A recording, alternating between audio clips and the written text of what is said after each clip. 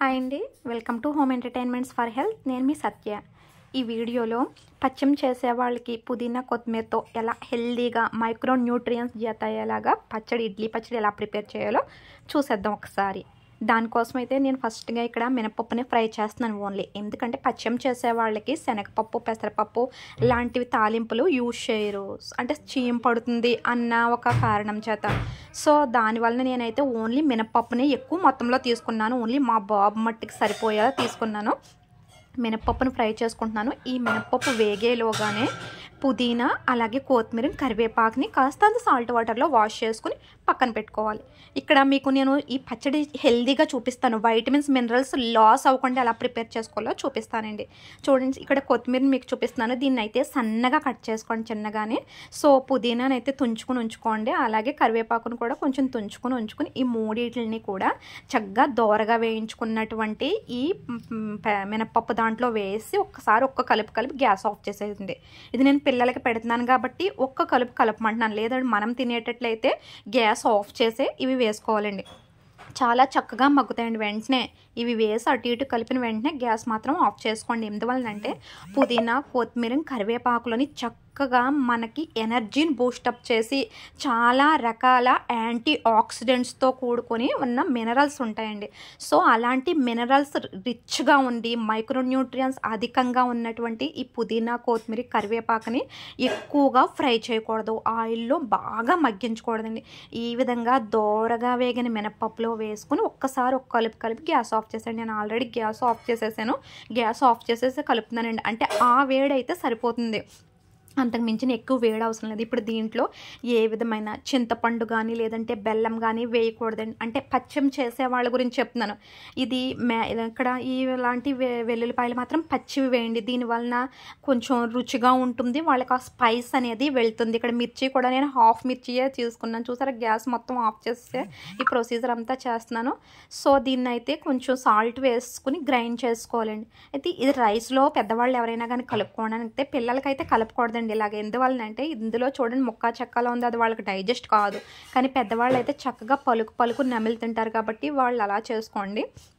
పచ్చం చేసేవాళ్ళు మాత్రం ఇలా వాటర్ యాడ్ చేసుకుని తింటే చాలా మంచిదండి. పైగా ఇది మా బాబుకి పచ్చం గురించి అని రెడీ చేసిన పచ్చడి కనుక తనకి ఇడ్లీలో చాలా తేలిగ్గా తిన్నాడండి, కారం కూడా లేదు కనుక. సో ఎక్కువగా నేను అయితే తనకి పప్పులు, శనగపప్పు యూజ్ చేయట్లేదు, పెసరపప్పు యూజ్ చేయట్లేదు.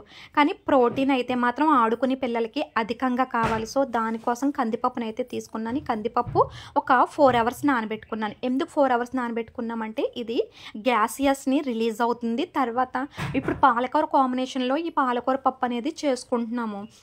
సో పాలకూర చాలా తొందరగా 2 విజిల్స్కే మగ్గిపోతుంది.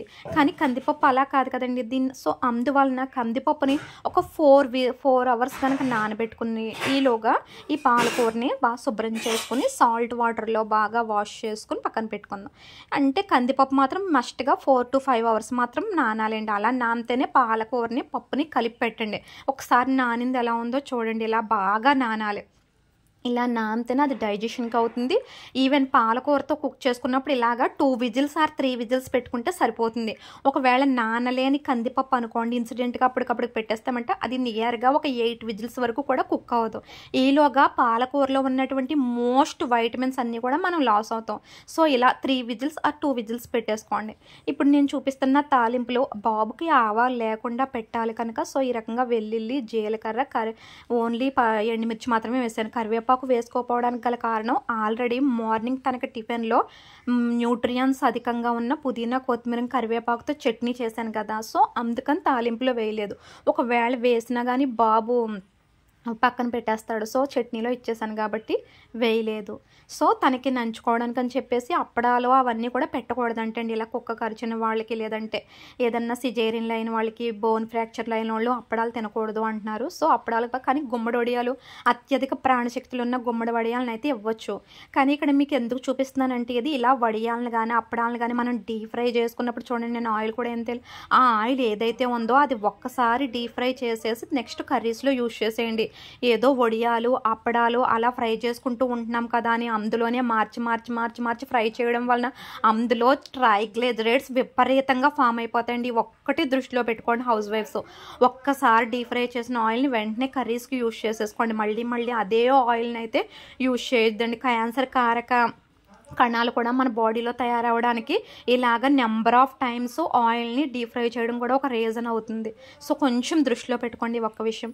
సో ఇలాగ పప్పు కాంబినేషన్లోని ఈ వడియాల కాంబినేషన్లో అయితే మా బాబు లంచ్ ఫినిష్ అయిపోయిందండి. వీడియో కనుక హౌస్ వైఫ్స్కి యూజ్ అవుతే లైక్ చేసుకోండి.